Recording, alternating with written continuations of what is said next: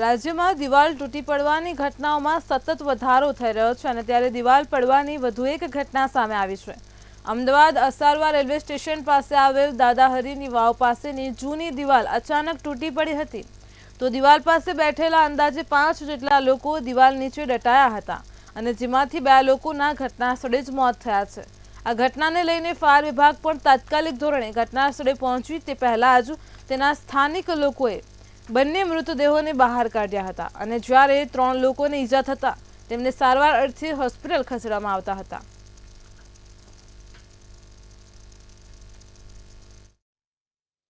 9:41 કંટ્રોલમાં મેસેજ મળ્યો કે દાદા હરીની વાવ પાસે બેઠક છે, ત્યાં એક દિવાલ ધરાશાયી થયેલી છે અને એમાં માણસો દબાયેલા છે। નરોડા ફાયર સ્ટેશન ઉપર એમને મેસેજ આપેલ, સાયમલ્ટેનિયસલી મને પણ આપેલ। અમે બંને ટીમ સાથે ત્યાંથી નીકળી ગયેલા, નરોડા ફાયર સ્ટેશનથી ટેન્ડર અને હું મારા સાથે બોલેરો લઈને અહીંયા આગળ પહોંચ્યા। પબ્લિકના માણસોને બહાર નીકાળેલા, એમાંથી 2 એક્સપાયર થયેલા છે, બાકીના 3 જે નીકાળેલા ઈજા પામેલા હતા એમને 108 મારફતે હોસ્પિટલાઇઝ કરેલા છે।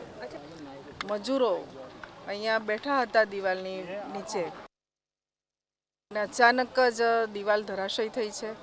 એમાં 2 વ્યક્તિનું મૃત્યુ થયું છે અને 3ને ઈજા થઈ છે। તાત્કાલિક એમને અમારા અસારવાના લોકલ કાર્યકર્તાઓ આવી અને તરત જ એમને સિવિલ હોસ્પિટલમાં સારવાર માટે લઈ ગયા છે।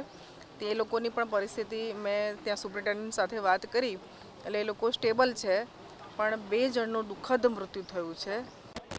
અસારવા વિસ્તારમાં દિવાલ ધરાશાયીની ઘટના સામે આવી છે, જેમાં ઘટનાની વાત કરીએ તો દાદા હરિભાઈ વાવ પાસે રેલવેની દિવાલ જે છે તે ધરાશાયી થઈ છે। તેના કારણે તમામ વાહનોને નુકસાન પહોંચ્યા છે અને સાથે કહી શકાય એ લોકોની મોત પણ નીપજી છે। આપણે વાહન બતાવીશું કે જેનું નુકસાન જે છે તે થયો છે, સાથે એક કાર અને તેમજ એક ઓટો રિક્ષા છે તેમને નુકસાન પહોંચ્યો। સાથે કહી શકાય કે દિવાલ જે છે તે રેલવેની હતી। સાથે દિવાલના દ્રશ્યો બતાવીશું કે દિવાલ ખૂબ જ જૂની હતી અને સાથે તે માટીમાં ઢગલા હોવાનું જે કારણ છે તે સામે આવી રહ્યો છે અને સાથે 2 જે માણસો હતા, એક માનસીભાઈ અને બીજા જે કહી શકાય સિદ્ધિ પઠાણ, જે બંને ભાઈઓ જે છે તે બેસીને જે છે આજે તે એકબીજા સાથે ચર્ચા કરી રહ્યા હતા અને તે દરમિયાન જે છે તેમના ઉપર જે દિવાલ જે આફત જે આ પડીને ત્યારબાદ તેમને મૃત્યુ નીપજી ગયા। અને સાથે બીજી બાજુ આપણે વાત કરીએ, હાલ ફાયર વિભાગની ટીમ હોય કે આરપીએફના જવાનો હોય કે પોલીસ